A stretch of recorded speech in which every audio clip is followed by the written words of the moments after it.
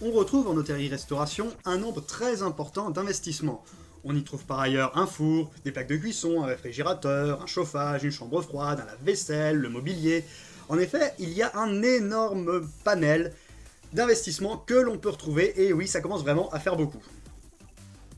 C'est pour ça que ces investissements doivent être pris en compte dans la comptabilité de façon très précise.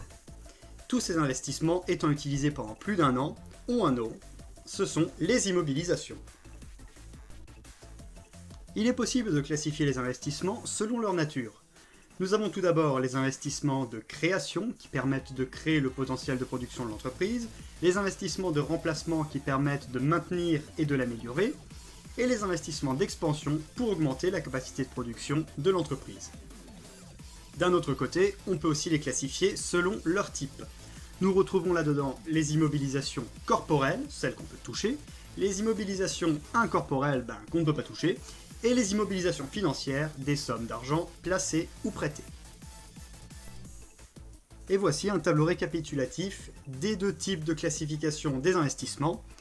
Nous allons nous concentrer sur la classification selon la nature, car elle correspond à la classification du plan comptable.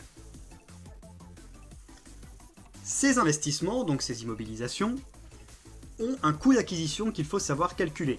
Celui-ci est composé du prix d'achat hors taxe, diminué des rabais, remises et ristournes, c'est-à-dire les réductions commerciales, l'escompte de règlement, l'unique réduction financière, en ajoutant ensuite les frais d'installation, de montage, de transport, de formation, les frais d'études, les honoraires hors taxes, et c'est tout.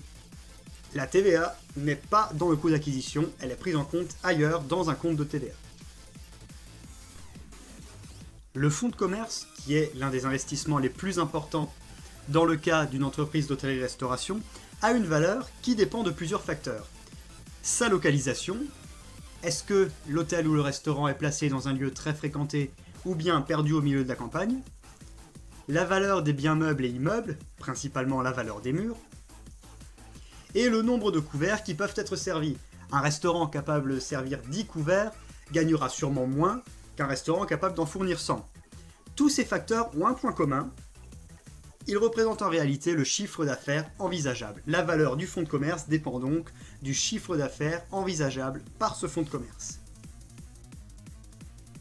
Et enfin, les immobilisations ont une durée de vie qui dépend de plusieurs facteurs. La durée de vie réelle, par exemple, est la durée pendant laquelle le bien fonctionne. La durée économique, celle pendant laquelle le bien n'est pas obsolète. La durée commerciale pendant laquelle le bien plaît au client.